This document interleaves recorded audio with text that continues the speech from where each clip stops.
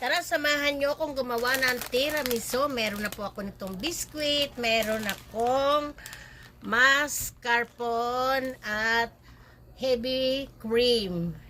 At meron po akong vanilla, konting sugar, at kape. Gagawa po ako ngayon dito ng cream. Ayan na po. Inano ko na yung heavy cream. Ngayon lalagay ko po ito. At lalagay ko na rin po ang sugar, konting vanilla. Gusto ni Kuya makita sa birthday niya. Kasi po, ang sabi sa akin ng nag-aano si Miss Jen, itong nag-dadala. Ito po, mamaya pa 24 hours. Ito na nga guys. Continue ko na lang tomorrow. Ito na nga guys.